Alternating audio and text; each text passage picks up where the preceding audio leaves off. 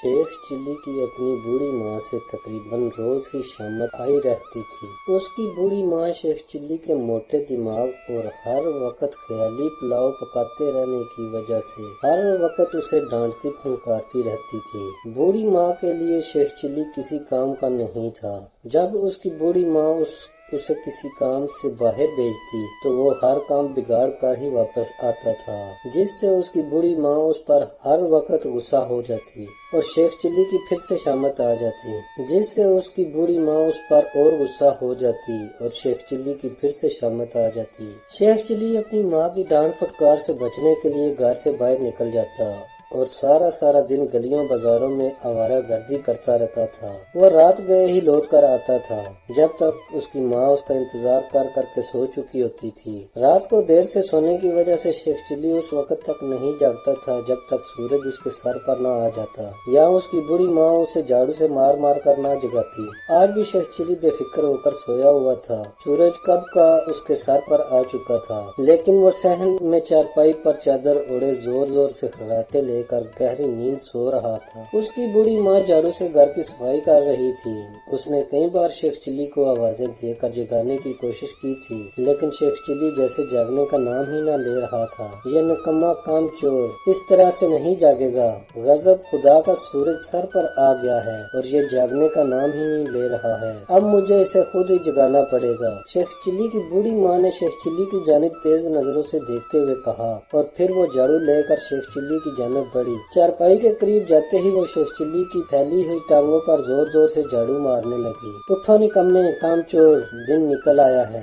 आज मैं मार कर तुम्हारी हड्डियों का सुरमा बना दूंगी। उठो, जल्दी उठो।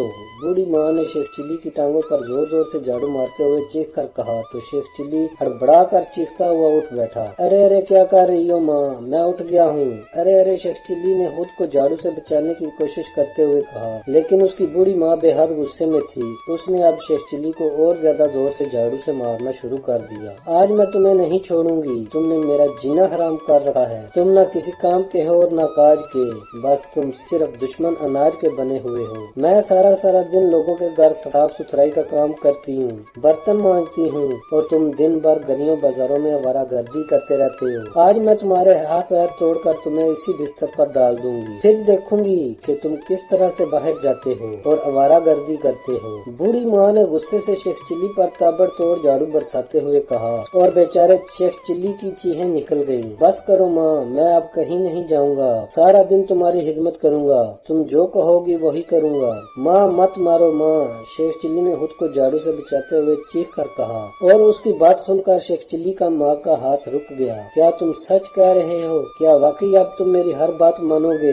बूढ़ी माँ ने उसकी जानिब गौर से देखते हुए कहा, हाँ माँ, झाड़ू की मार से तो बेहतर है कि मैं वही काम करूं जो तुम मुझसे कहो। शेख चिल्ली ने दोनों हाथों से अपने जिस्म के मुख्तलिफ हिस्से दबाते हुए कहा, जहाँ जहाँ झाड़ू से मार पड़ी थी सोच लो शेख चिल्ली, अगर तुमने मेरी कोई बात ना मानी तो मैं तुम्हारा इससे भी बुरा हाल करूंगी। बूढ़ी माँ ने तेज लहजे में कहा, मैंने सोच लिया माँ, मैं सच वही करूंगा जो तुम कहोगी। मैं तुम्हारी मर्जी के बगैर कहीं नहीं जाऊंगा, शेख चिल्ली ने रोते हुए कहा। तो बूढ़ी माँ को उस पर तरस आ गया। तो ठीक है, मैं एक बार फिर तुम्हारी बातों पर यकीन कर लेती हूँ, लेकिन अब तुमने कोई भी उल्टा काम करने की कोशिश की तो मैं तुम्हारी बुरी तरह से शामत ले आऊंगी। बूढ़ी माँ ने कहा, शेख चिल्ली इसका इकलौता बेटा था, इसलिए उसे शेख चिल्ली के मकाना हरकतों पर जितनी जल्दी गुस्सा आता था उतनी जल्दी उसका गुस्सा उतर भी जाता था। नहीं माँ, मैं कोई उल्टा काम नहीं करूँगा, शेख चिल्ली ने फौरन कहा। कोई ख्याली पुलाव भी नहीं पकाऊंगा। शेख चिल्ली की बूढ़ी माँ ने उसे घूरते हुए कहा, नहीं, बिल्कुल भी नहीं। ख्याली पुलाव तो क्या, मैं कोई ख्याली हंडिया भी चूल्हे पर चढ़ाने की कोशिश नहीं करूँगा। शेख चिल्ली ने इसी अंदाज में कहा। चूल्हे से याद आया, आज घर में चूल्हे में जलाने के लिए लकड़ियाँ नहीं हैं। तुम कुल्हाड़ी और अपना गद्दा जंगल में ले जाओ और जाकर लकड़ियाँ काट कर ले आओ। तब तक मैं आटा गूंद लेती हूँ। फिर जब तुम लकड़ियाँ लेकर आओगे तो मैं तुम्हारा और अपने लिए रोटियाँ बना लूंगी। शेख चिल्ली ने बूढ़ी माँ से कहा, ठीक है माँ, मैं अभी जाता हूँ और ढेर सारी लकड़ियाँ काट कर ले आता हूँ। शेख चिल्ली ने कहा और बूढ़ी माँ के हाथ में झाड़ू की तरफ खौफ भरी नजरों से देखता हुआ उठ खड़ा हुआ। उस اس نے لباس بدلا اور گھر سے ایک کلہاڑی لی اور صحن کے کونے میں بندھا ہوا گدھا کھولا اور اسے لے کر جنگل کی جانب چل پڑا۔ جنگل میں پہنچ کر وہ لکڑیاں کاٹنے میں مصروف ہو گیا اور اس کا گدھا وہاں گھاس پھوس چرنے لگا۔ شیخ چلی نے کافی لکڑیاں کاٹ لی تھی۔ اس نے لکڑیوں کا ایک گٹھا بنایا اور پھر وہ ستانے کے لیے ایک درخت کے سائے تلے بیٹھ گیا۔ لکڑیاں کاٹ کر وہ بری طرح سے تھک گیا تھا، اس لیے وہ کچھ دیر آرام کرنا چاہتا تھا، لیکن ابھی وہ آرام کرنے کے لیے بیٹھا ہی تھا کہ اسے صبح صبح ماں کے ہاتھوں جھاڑو پڑنے سے والی مار یاد آ گئی۔ وہ فوراً بخلا کر اٹھ کھڑا ہوا۔ ارے باپ رے، ماں میرا انتظار کر رہی ہوگی۔ اگر میں گھر دیر سے گیا تو وہ پھر میری شامت لے آئے گی۔ مجھے جلد سے جلد لکڑیاں گھر لے جانی ہوں گی، اس نے بخلائے ہوئے لہجے میں کہا۔ پھر وہ اپنے گدھے کو کھینچ کر لایا اور اس نے لکڑیوں کا گٹھا گدھے پر لاد دیا اور گدھے کی رسی پکڑ کر اسے لیے اپنے گھر کی جانب ہو لیا۔ وہ اس قدر تھکا ہوا تھا کہ اس سے آگے بڑھا ہی نہیں جا رہا تھا۔ تیز دھوپ کی وجہ سے اس کا جسم پسینے سے شرابور ہو رہا تھا اور اسے اپنا گدھا بھی کھینچنا مشکل ہو رہا تھا۔ جنگل سے نکل کر وہ گاؤں میں آیا تو اسے رستے میں اس کا ایک دوست گلو ملا۔ وہ بھی شیخ چلی کی طرح احمق تھا۔ گلو نے جو شیخ چلی کی بری حالت دیکھی تو وہ اس کے پاس آ گیا۔ ارے شیخ چلی، تم تو بری طرح سے تھکے ہوئے ہو، گدھا تمہارے ساتھ ہے اور تم پھر بھی اسے کھینچ کر اپنے ساتھ لے جا رہے ہو، تم گدھے پر سوار ہو کر گھر کیوں نہیں جا رہے؟ گلو نے ہمدردی سے کہا، میں گدھے پر سواری کیسے کر سکتا ہوں؟ گدھے پر تو میں نے پہلے ہی لکڑیوں کا گٹھا رکھا ہوا ہے۔ شیخ چلی نے کہا، تو کیا ہوا، یہ تمہارا بوجھ آسانی سے اٹھا سکتا ہے۔ تم ایسا کرو کہ تم گدھے پر سوار ہو جاؤ، میں لکڑیوں کا گٹھا تمہارے سر پر رکھ دیتا ہوں، اس طرح لکڑیوں کا بوجھ تم اٹھا لو گے اور تمہارا بوجھ گدھا اٹھا لے گا اور تم آسانی سے لکڑیاں اپنے گھر لے جا سکو گے، تمہیں پیدل بھی نہیں چلنا پڑے گا۔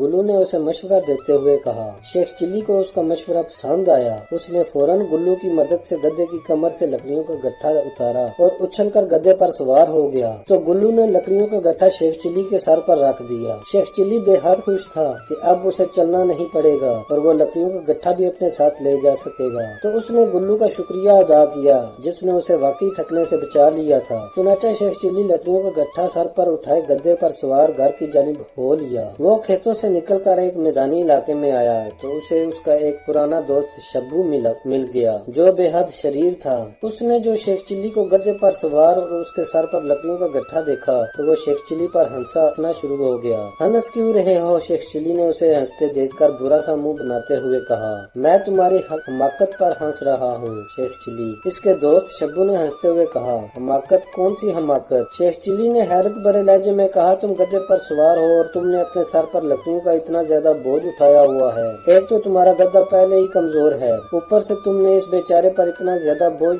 لاد دیا ہے جس کی وجہ سے تمہارا گدھا بے حال ہو گیا ہے، اور جس طرح سے تم نے سر پر بوجھ اٹھا رکھا ہے اس سے تو تمہاری گردن بھی اکڑ جائے گی، پھر تم اپنی گردن نہ دائیں گھما سکو گے اور نہ بائیں، تمہیں بس ناک کی سیدھ میں ہی چلنے کی عادت ہو جائے گی، شبو نے کہا۔ اور اس کی بات سن کر شیخ چلی پریشان ہو گیا۔ تم ٹھیک کہہ رہے ہو شبو، سر پر بوجھ ہونے کی وجہ سے میری گردن واقعی بری طرح سے اکڑی ہوئی ہے اور میں بمشکل اس بوجھ کو سر پر اٹھائے ہوئے ہوں، لیکن میں کیا کروں، مجھے یہ لکڑیاں ہر صورت میں گھر لے کر جانی ہیں ورنہ میری بڑی ماں مار مار کر میرا برا حال کر دے گی۔ شیخ چلی نے کہا، اپنی ماں کے ڈر سے تم ایک بے زبان جانور پر ظلم کرو گے، ذرا اس بیچارے گدھے کی حالت تو دیکھو، رینگ رینگ کر چل رہا ہے اور وزن زیادہ ہونے کی وجہ سے اس کی زبان بھی باہر نکل رہی ہے۔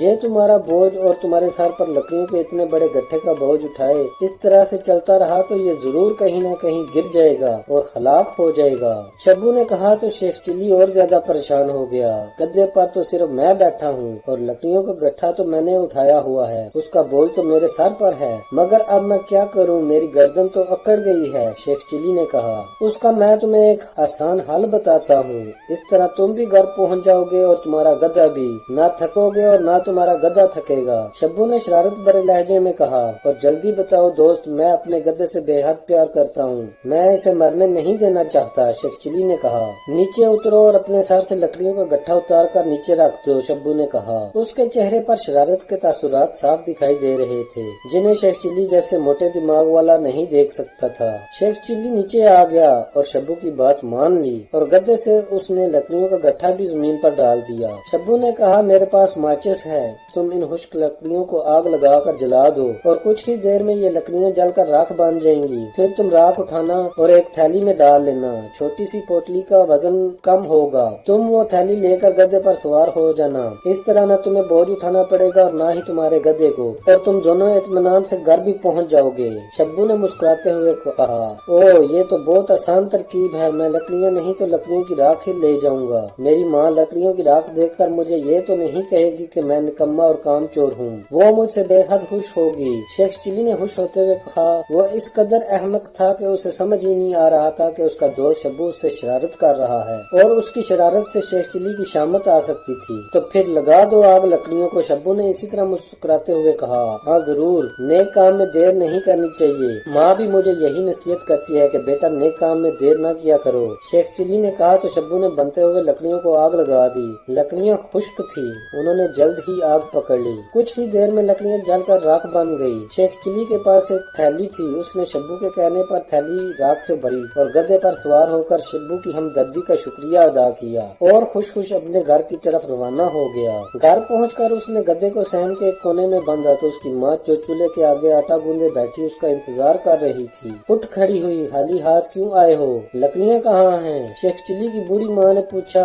मैं खाली हाथ नहीं आया हूँ माँ, ये देखो थैली में लकड़ियों की जली हुई राख है, इसमें 1 मन लकड़ियों की राख है। शेख चिल्ली ने अपने छलके में पड़ी हुई राख थैली निकालकर बूढ़ी माँ की तरफ बढ़ाते हुए कहा, राख का क्या मतलब? शेख चिल्ली की बूढ़ी माँ ने हैरान होकर पूछा तो शेख चिल्ली ने उसे पूरा वाकया कह सुनाया, जिसे सुनकर बूढ़ी माँ ने बेख्तियार अपना सर पीट लिया। उसका बेटा वाकई अहमकों का सरदार था जो हर किसी की बातों में आ जाता था। शेख चिल्ली की बूढ़ी माँ को शेख चिल्ली की इस हमाकत पर इस कदर गुस्सा आया कि इस बार उसने कपड़े धोने वाला डंडा उठाया और उससे शेख चिल्ली को बुरी तरह से मारना शुरू कर दिया और शेख चिल्ली की चीखें गूंजने लगी। उस रोज शेख चिल्ली की इतनी शामत आई कि वो कई रोज अपनी हड्डियां सहलाता हुआ बिस्तर पर पड़ा रहा और घर से बाहर भी न निकल सका था।